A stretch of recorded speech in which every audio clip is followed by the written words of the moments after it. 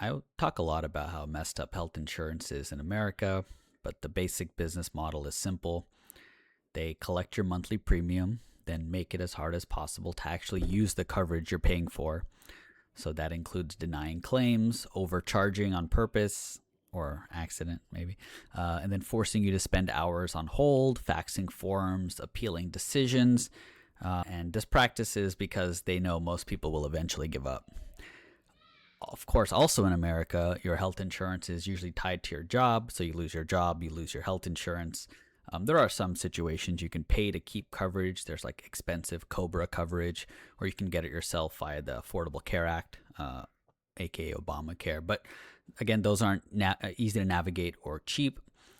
Older people also get Medicare, which the government at least handles the basics.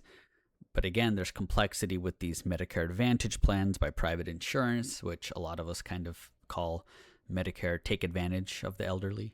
But that's a whole other conversation. So last year, all this frustration about our system really exploded into public view when someone walked up in broad daylight in New York City and shot the CEO of UnitedHealthcare dead on the street. It was caught on video and stuff. So the guy they arrested for it, Luigi Mangione, he was treated like a folk hero by a huge number of working class Americans. And people flooded social media with their own stories of insurance companies denying care, delaying treatment, or bankrupting their family. There was very little empathy for the CEO, Brian Thompson, even though he was a husband and a father, because so many people saw him as someone who got rich off a system exploiting his fellow Americans' suffering for profit. And that was pretty standard across the internet. If I were to kind of philosophically analyze why so many Americans felt this way, there is a Buddhist teaching, Samma Avijja.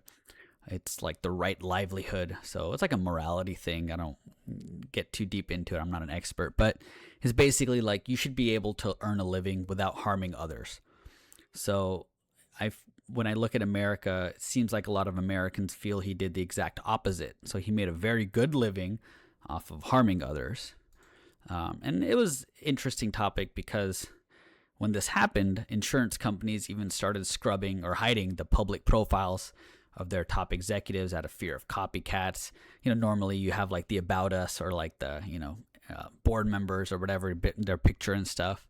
Felt a little bit out of Death Note, if you guys have read that manga or watched the anime. Yeah, it was kind of like they were afraid of more people being the next Kira, Luigi Mangione, whatever you want to call it.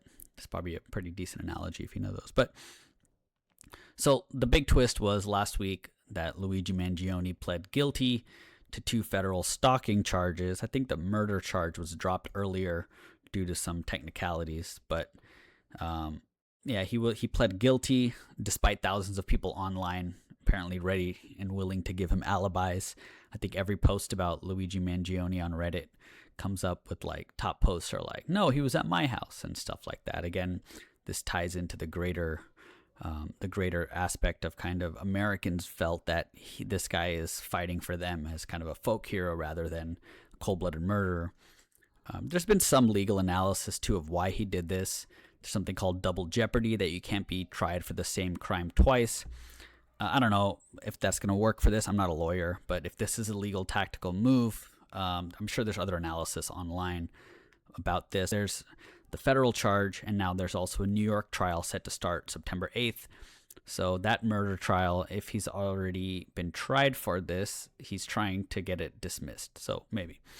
Anyways, so he read a prepared statement that was kind of a mixed confession and a direct attack on the health insurance industry, which a lot of people, of course, love. But here's what he said about why he did what he did. So he told the court he had a broken back, and he spent his time fighting his own insurance company over coverage. He didn't share all the medical details, but I think a lot of us can understand that fact. We've gone through a similar thing or the same thing. So while he didn't give every medical detail, he made it clear that those obstacles were shaped kind of what he did next. So he also said that he emailed the UnitedHealthcare leadership pretending to be an investor who had like $50 billion in assets. and he wanted the details of their investor conference, and they replied within an hour, he said. So much faster, he said, than any other previous interaction he had with an insurer. So again, the annual conference of America's largest healthcare organization, and their mission, you can see mission statements online, is to make the health system work better for everyone. And he said basically this conference was attended by executives, the board of directors, and hundreds of investors, without doctors, nurses, or even patients. So again, when he was talking about when he pretended to be an investor, they were like, hey, what's up? Like, you're giving us money? Cool. We'd love to take money. And when he's a patient, like, hey, I'd like to get the coverage that I pay money for, they're like, blocking, all the different things that they have. Delay, deny, defend. It was what they do in the health insurance industry. So, yeah.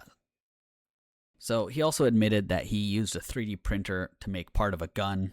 He traveled to New York with the specific intent of killing the CEO, Brian Thompson, and he says on December 4th, 2024, he shot him. So, like I said earlier, there's that separate New York State murder case that's supposed to start September 8th. His lawyers have already filed a motion to dismiss it for double jeopardy, that he can't be tried for that same thing twice. The district attorney says it's already going to fight that motion. I don't know how that's going to work out. Again, I'm not a lawyer, so I'm not going to pretend I can settle this double jeopardy debate. But like I said, there's plenty of online analysis if you want technical arguments. I don't think they know either, though. But anyways, to recap, really, Luigi Mangione, apparently American folk hero. He's now publicly admitted he killed the UnitedHealth CEO Brian Thompson, and he tied that act directly to his experience with navigating the American health insurance system, specifically UnitedHealth system.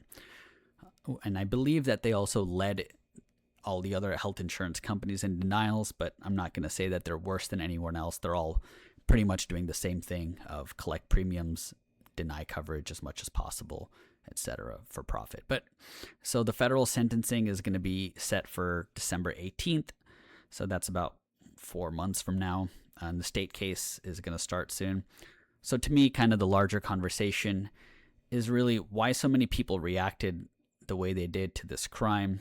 I think it's because so many people have a story like Luigi's, except they don't go out and kill people they feel are responsible. They just kind of declare bankruptcy. And medical bankruptcy is still by far the most common kind of bankruptcy in the U.S. So people are pretty powerless, and they work within the broken system. There's not a ton of choice, although for a while there it seemed like the industry was starting to get scared that there'd be other Luigis and things like that, copycats, whatever you want to call it. I think that's probably why, regardless of whatever legal motions they're doing, there has to be an example set for the industry, for the system, I think. So will justice be served? I'm kind of like Doflamingo on this one. I'm not sure what defines justice in this case. Clearly, this guy did murder someone and needs to face punishment. But the gray morality of the world is definitely on display here. There's that kind of kill one person, it's a tragedy. Kill 100,000, it's a statistic type of thing. So, yeah, I don't believe that Brian Thompson directly killed people. But clearly the policies of his company have led to the harm/death of people under its coverage. Of course, not every person who dies is the fault of the insurance company, but it is kind of telling that so many people, really maybe the majority of working class Americans, really understood, and I don't know if they celebrated it, but they definitely were out there pro-Luigiing out there, not just the fangirls over his pictures.